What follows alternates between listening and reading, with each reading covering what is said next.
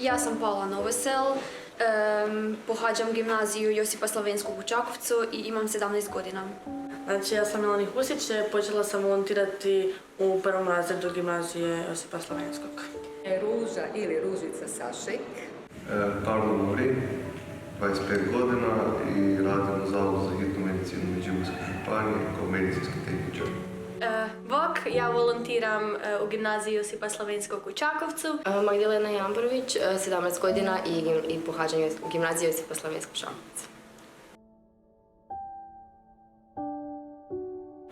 Ako gledamo cijeli moj volonterski staž koji nije počeo u Crvenom križu, onda je preko 25 godina, koji je počeo u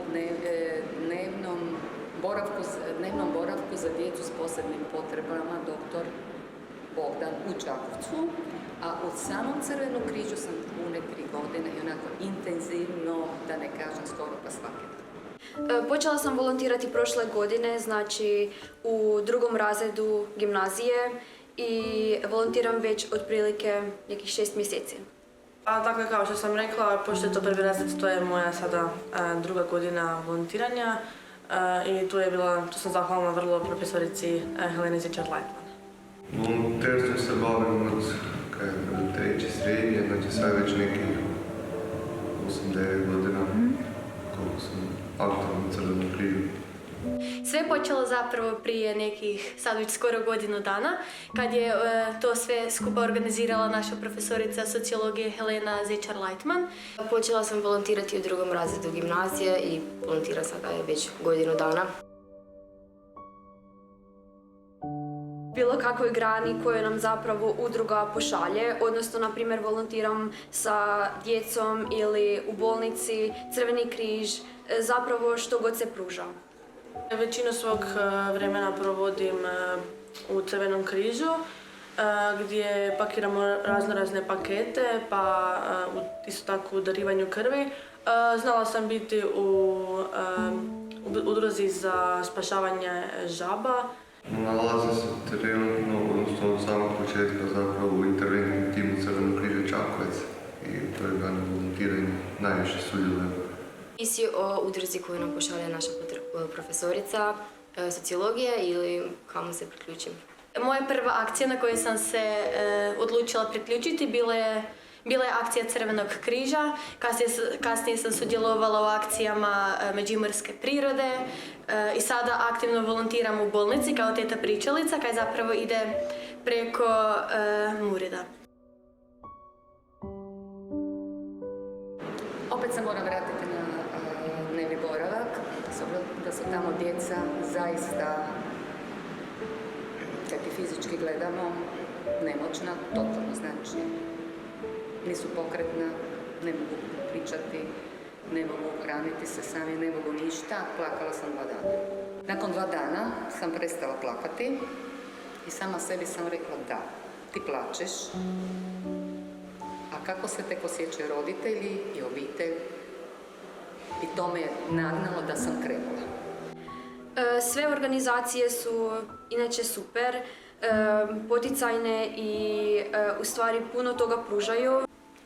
Sve je jako dobro organizirano, svi su veseli, pristupačni. Pa mogla bih reći prvo da su svi ljudi koji su tamo bili prisutni spremni pomoći, da nikad ne bi rekli da nešto ne mogu, da je bitna samo volja i poticaj da nešto zapravo možemo učiniti za druge. Teško je uskladiti sve obaveze koje dolaze s gimnazijom i volontiranjem i onda još obaveze koje zapravo imam i kod kuće i sl. Pa, kao što znate, pohađam gimnaziju, pa ono moje slobodno vrijeme i izvanškolske aktivnosti u kojima sudjelujem, također takve vrijeme. Kupiti ekipu dok treba, na primjer, neki malo više ljudi, to zna biti dosta izazovno. Svi više manje radimo negdje i teško je skladati slobodno vrijeme. Volontiranje je prvenstveno zapravo rad s ljudima, tako da treba biti uvijek prilagodljiv i treba se znati snaći u različitim situacijama, ali poruka za volontere je da nikad ne odustaju i da budu uporni. Nemam odgovor jer zaista sa svakim kontaktom, sa svakom situacijom. Mislim da se i ona druga strana, a i ja osjećamo jako dobro. Kroz volontiranje sam upoznala veliki broj ljudi i svi su bili super, jako simpatični, pružaju podršku i uglavnom su svi veseli zato što volontiramo i zapravo pomažemo i njima i udruzi. Svi su komunikativni, jako pristupačni i socijalni, jako su dragi ljudi. Vidi se da su veseli, da stvarno vole to što im pomažemo i pomažemo udruzi. Volontiranje se upoznao baš hrpu ljudi, puno ljudi kaj se tiče i tu nekih iz Čakovca, i cijele Hrvatske ljude i okolnih zemalja i stvarno svi su super bili. Pa ljudi su vrlo dragi i komunikativni i možemo ostati, mislim imati bliski kontakt u daljnjem budućnosti. Danas dođete, vi ste zakasnili.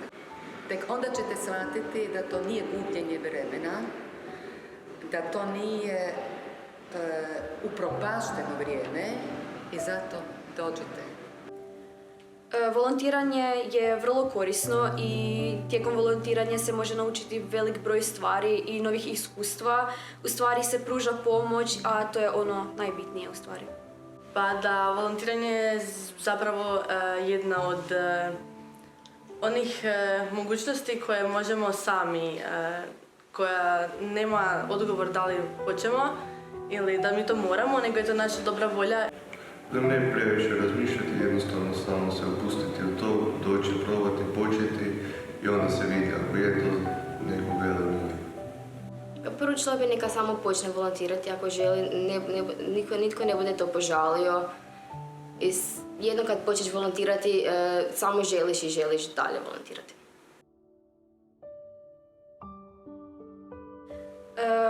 Kao što sam i rekla, motivira me taj osjećaj sreće koji se pruža kad pomažemo drugima.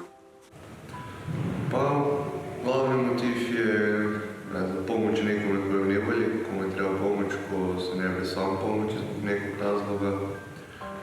Primjer je bilo potresi dolje u Sisku i Petrinji, tu smo bili dosta dole aktivni volonterski i to je baš bilo srž onog zbog čega smo mi tu. Pa recimo kad volontiram s djecom, motivira me taj pogled koji djeca imaju kada vide da ih netko se želi igrati s njima ili tako. Počela sam volontirati zbog empatije prema drugima, jer znam da volontiram s razlogom, znam da volontiram zato jer nekome pomažem i nikad ne znam kad će ta pomoć zapravo trebati i meni, a usput osjećam se ispunjeno i sretno kad vidim da sam uspjela u nečemu, da sam nekom popravila dan.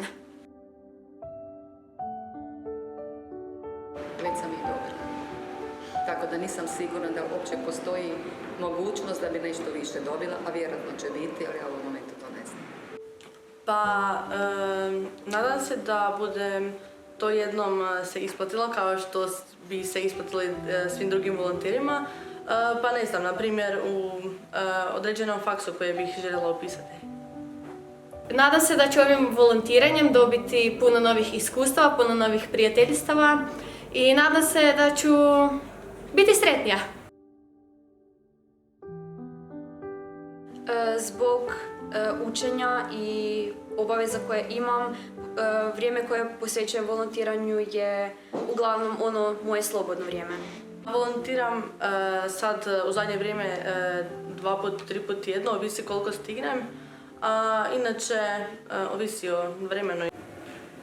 Pa prije nekoliko godina sam puno više vremena posvećivao volontiranju, kad sam imao više slobodnog vremena. Sad zadnjih 2-3 godine sam imao malo slobodnog vremena, kad je to bilo malo manje, ali u prosjeku bi bilo to tipa 2, 3, 5 dana mjesečno, kako kad. Pa to ovisi o moje slobodno vremena, ali većinom svako slobodno vrijeme koje mogu dati za volontiranje je vrijeme volontiranja. Volontiram sada na tjednoj bazi, jednom na tjedan odlazim u bolnicu, plus ako imam nekakve akcije ovak usput. nastojim dati uvijek sve od sebe i ne razmišljam u tom momentu da li... Ja zapravo ne razmišljam da li dajem sve ili ne, kako ću reći. Ja se trudim i nadam se, ja sam uvjerena, to ne znači da neko drugi možda ne može dati više. Svi imamo nekakve granice.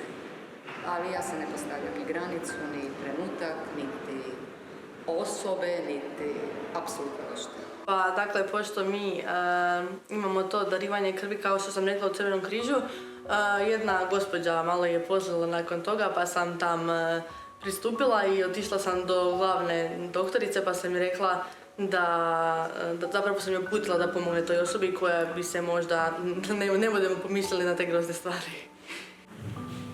To je ovaj trenutak, dakle, dolje u Sisku smo bili potres, bilo nas je 5 iz Čakovca i imali smo 3 prihvatna centra, zapravo 2 prihvatna centra koje smo mi morali voditi. Prilike 150 ljudi je bilo u tim školskim dvoranama i mi smo morali za njih pripremiti sve i hranu, nabaviti hranu, odjeću, potrepštine, higijenske uvjete im osigurati. Baš to je baš bilo naporno, to su bili trenuci kad smo bili po 24 sata na nogama, bez spavanja, bez odmora. Sve od sebe dajem upravo u tom volontiranju u bolnici, zato jer i u obitelji sam imala puno slučajeva kad su djeca bila u bolnici, tako da dajem sve od sebe, da dođem sretna i nasmijana u sobu i da takva izađem, ali da taj smijeh i ta pozitiva ostane unutar sobe. Svakim volontiranjem dajem sve od sebe kako bi uveselila djecu, starije ili nekog kome mogu pomoći tim volontiranjem.